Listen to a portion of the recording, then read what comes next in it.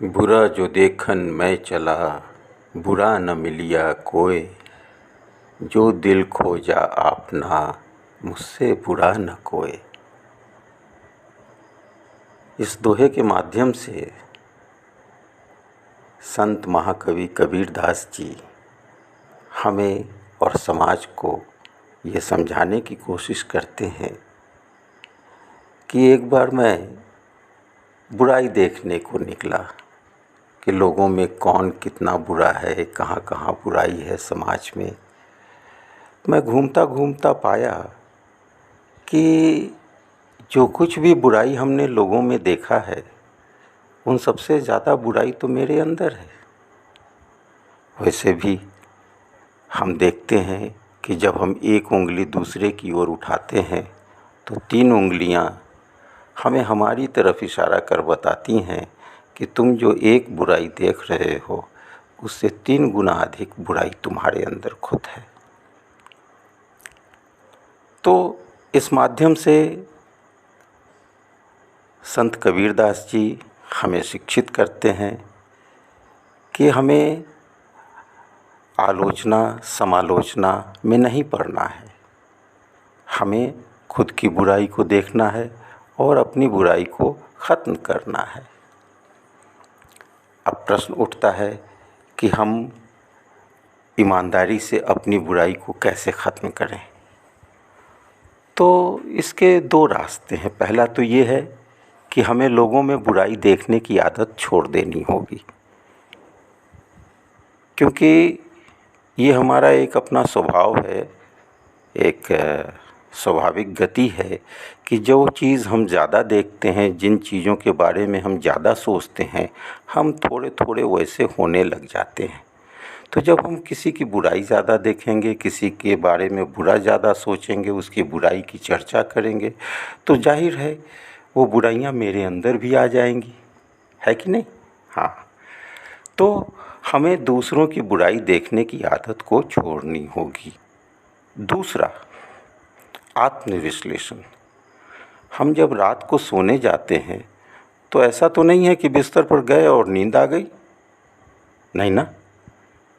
तो हमें तुरंत नींद नहीं आती है, 20, 25, 30 मिनट के बाद जाकर नींद आती है। तो वो 20, 25, 30 मिनट हम क्यों ना अपना आत्मविश्लेषण करें, और आत्मविश्लेषण हमें रोज़ करना चाहिए। इसका तरीका ये है कि हम चिंतन शुरू करें कि जिस समय आज सुबह हमारी आँखें खुली, उस समय से लेकर अभी बिस्तर पर सोने आने के पहले तक, इस बीच में, इस दरमियान हमने क्या क्या अच्छा किया, क्या क्या बुरा किया। अब जैसे याद आएगा कि अरे भाई हम फला जगह आज झूठ बोले। अच्छा, क्यों झूठ बोले? मन मन से ही बात करेगा, क्यों झूठ बोले।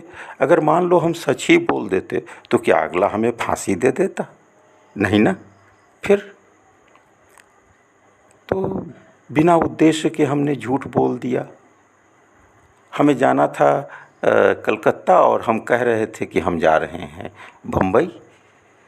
तो इस तरह से अपने अंदर जब हम रोज़ आत्मविश्लेषण करना शुरू करेंगे तो हमारे अंदर की जो बुराइयां हैं वो मेरे सामने उभर कर आना शुरू होंगी और वो मुझको खुद को बुरी लगेंगी, और धीरे धीरे हम उस बुराई से अपने को हटाने लगेंगे। तो एक क्रिया के अंतर्गत जब हम नित्य प्रतिदिन ऐसा करने लगेंगे तो थोड़े समय के बाद, 6 महीना, साल भर के बाद, हमें ऐसा लगेगा एक दिन कि यार मेरे पास तो 100 बुराइयां थीं और आज देखो तो ये 2-4 बुराइयां दिख रही हैं, बाकी बुराइयां कहाँ चली गईं। तो हमें पता भी नहीं लगेगा और हमारी बुराइयां हमको छोड़कर चली जाएंगी।